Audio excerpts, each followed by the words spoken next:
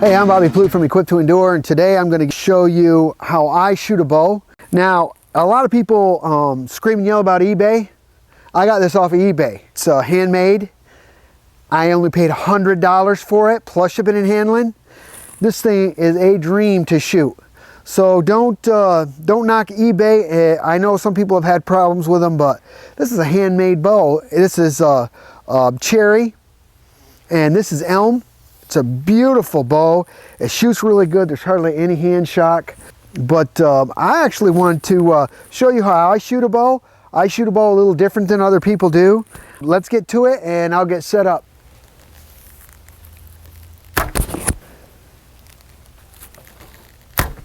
There we go. Okay.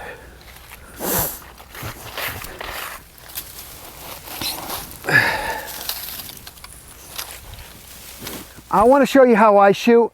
We might be 15 yards, I don't know. I don't try to mark out my yardage like you would a compound bow. Compound bows, you have to know your yardage to shoot. With one of these, your brain does it. Your brain is a calculator, it automatically calculates, but the only way that you can do that is with practice, and you've got to have a lot of practice. One of my suggestions is people like to stand here and shoot 50 arrows. I don't like doing that. I have 3 in the quiver in case I lose one. I like to take 2 shots and go get them, come back, take 2 more shots, and what I'm doing is I'm giving my arm a chance to rest, and I'm taking the best shot that I have made, and I'm letting my brain calculate that so that I can repeat that over and over and over again. Sometimes I'll just go out with one. Come out here with 1 arrow and do the same thing. Now, this bow is between 40 and 45 pounds. Sometimes I pull it back and it's 42 pounds. Sometimes I pull it back, it's 41 pounds.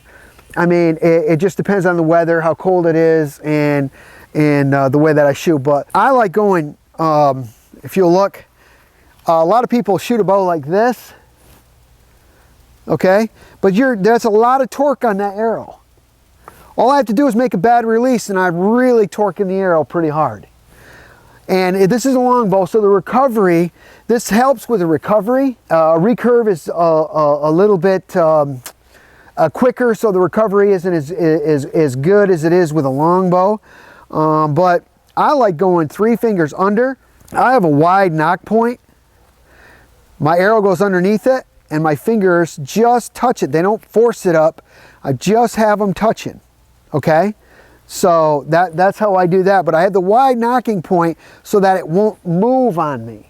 Because if this moves a 1/16 of an inch, it will drop down here 3 or 4 inches. If you're too high, it'll shoot low. If you're too low, it'll shoot high. Because think about it, when it's low, what'll happen is the arrow will actually do this. It'll jump.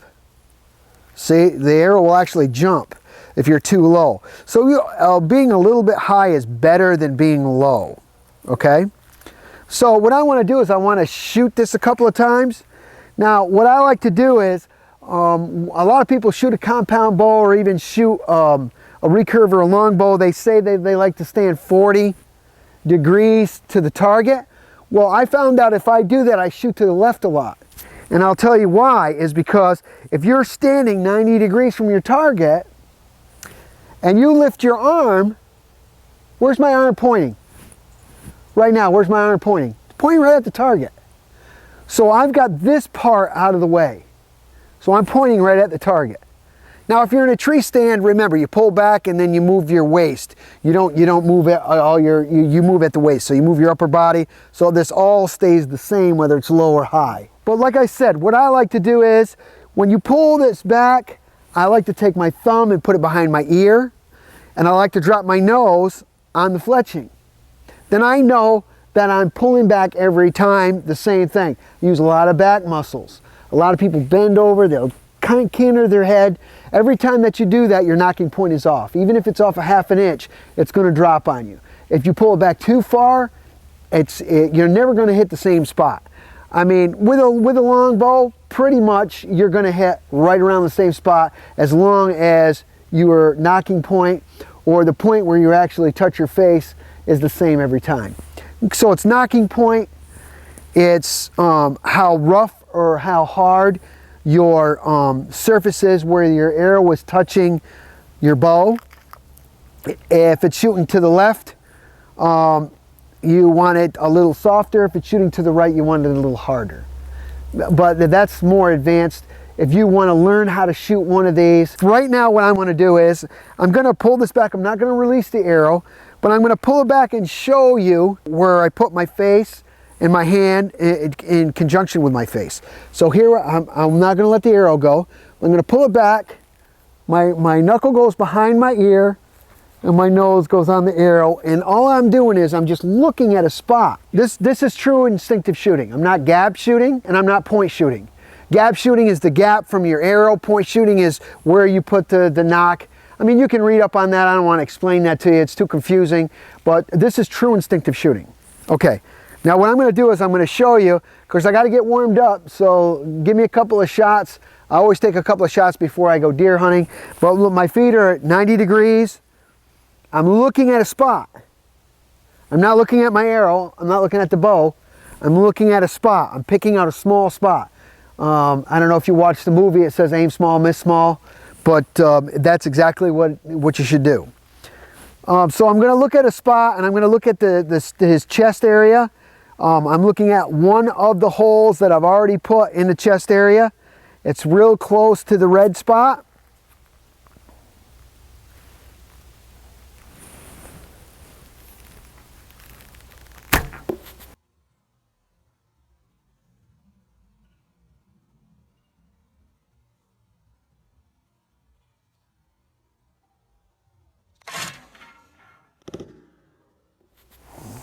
Okay, so that was a little bit high. That was about an inch high and about an inch to the left.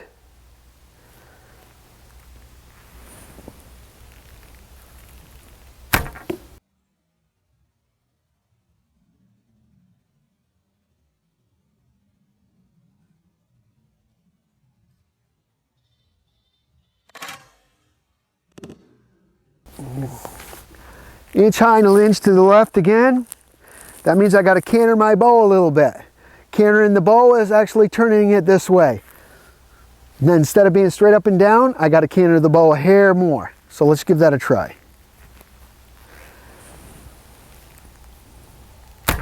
And there it is. That's exactly what I wanted to do. Just by cantering the bow a little bit, you see I moved it over.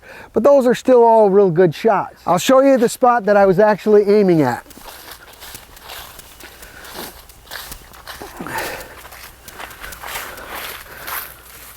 And this is the spot right here that I was aiming at. So it's not too bad. It's that's my first 3 shots. These 2 are touching.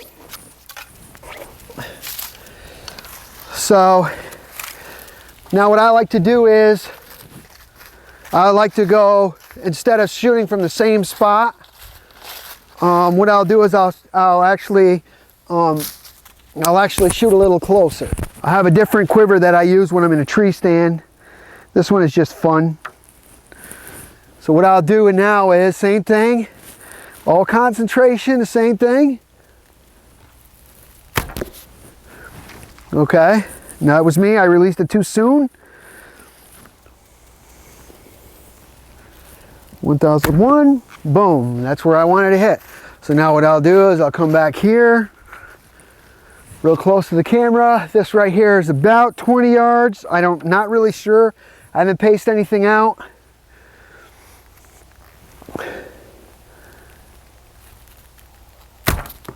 And I tried to hit him in the eye, and I just missed it. I love this zombie target. Okay, another thing I want to talk about is poundage. Okay, like I told you before, my shoulder, I had surgery, so I went to a lighter pound bow. Most every place that you go to, a 35-pound bow is legal to hunt with. Native Americans didn't use 100-pound bows. The only time they used heavy bows like that was when they were having a fun shoot.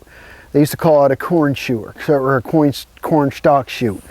Most of them use 35, 40-pound bows, 45, 50 at the most. So guys pick up 60-pound bows and they're like, yeah, man, I'm going to have me a pass-through. I get pass-throughs with this. it's 40 pounds, 41 pounds, 42 pounds, depending on the weather, depending on, you know, just different things. I like to use heavy cedar arrows. I use 125 grain field tips, and I also use 125 grain broadheads. I like to use a heavy arrow because of kinetic energy. I mean, that makes sense. Heavier the arrow, you get it going, you're going to get a better pass through. Now, I'm not saying I wouldn't get a pass through if I used carbon or aluminum with this. It's this I feel, my personal opinion is, I'm going to get a better pass through, a better hit. If it's a good hit, I'll get it'll go deeper, and I think this is easier on the bow. Lighter the arrow, the less snap you get. You're still going to get snap, don't get me wrong, but this thing, if this was in slow motion and I used a light arrow, you would really see the vibration in this limb. With the heavier arrows, you still get vibration, but wait, not even a smidgen as much. Another thing I want to talk about is straightening your arrows. A wooden arrow, depending on the weather, a lot of people don't like using them because but every time I go in the field, what I do is I look down the arrow. This one's perfectly straight. Then I'll turn it around and do the same thing. This one is straight. If it wasn't straight, all I would do is I would take the arrow and I figure out where it had a little curve in it, and then I would just wiggle it. I would bend it a little bit, and then I would look at it again. And then I bend it a little bit more, and then I look at it again. And that's all there is to straightening a wooden arrow. Straightening aluminum is it's a little more process. What they do is they actually have a straightener. You put the arrow in there, and then you move the straightener back and forth, and you figure out where it is, and then you bend it, move it back and forth. You know, that's fine, but I still like wooden arrows. If you miss this target and hit into the dirt and you hit a rock, I don't care what arrow you have, you're going to break that arrow. These are, I have these delivered from eBay again. The guy is awesome. He puts Fragile all over them. He'll do anything you want. He'll cut them to size, and they're $100 for a dozen with the tips. He put these on here for me. He cut them at 30 inches. That's what I wanted. He put the feathers on them that I wanted, and he put the tips on that I wanted. Delivered to the house for $100. They're 90-some dollars plus delivery. You can't, I mean, you cannot buy aluminum arrows for that, and you cannot buy good carbon arrows for that. So I love wooden arrows. I do have a compound bow, and this is the first year I'm actually going to be hunting with a compound bow. And I'm gonna try sights, and to me it seems like it's just like shooting a rifle. I mean, I've got my third pin sighted in at 55 yards, and that's crazy. 55 yards. I wouldn't shoot a deer at 55 yards. Now with this stuff, I would shoot a deer at 20-25 yards, but I wouldn't go any further than that. I'd just be afraid with the poundage of the bow and as heavy as the arrow is, that I would be afraid that the animal would duck it or would move and I'd have a bad shot, and I don't want to do that to the animal. So again, I'm just going to set these down instead of using the quiver. I'm going to take a couple more shots. I really like concentrating on what I'm doing.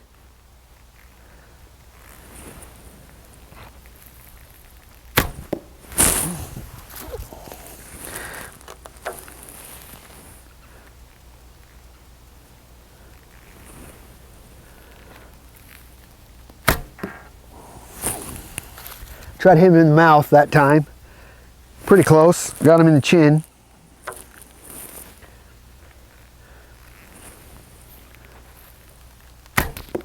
Right in the chest.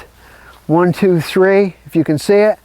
I try to get him in the mouth. I'm an inch off. I aim for the center of the chest. I'm an inch off.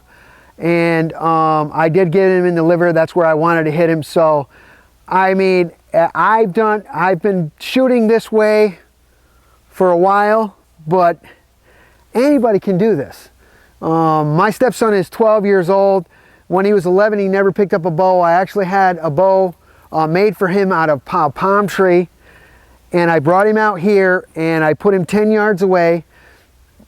By the end of the 3 days that him and I shot, I had him shooting X's at 15 yards, and he's a small guy. He's 12 years old. But anybody can shoot these, you just need to be shown how. That's it. I mean, there's a lot of different ways that people are using split finger. Some people call it 3 fingers under Apache style. I don't know, but all I know is this works for me, and I've killed deer doing this. I'm Bobby Plude from Equipped to Endure. You need to try this. We'll show you how to make a bow. I probably have 40 staves. And then you will take it out, and I'll show you how to shoot it. Then you'll never have to buy another bow the rest of your life. All you got to do is go out and cut a tree, sit down and make the bow. So again, I'm Bobby Plude from Equipped to Endure. Just remember, if you're not always prepared, you're never prepared, and get prepared.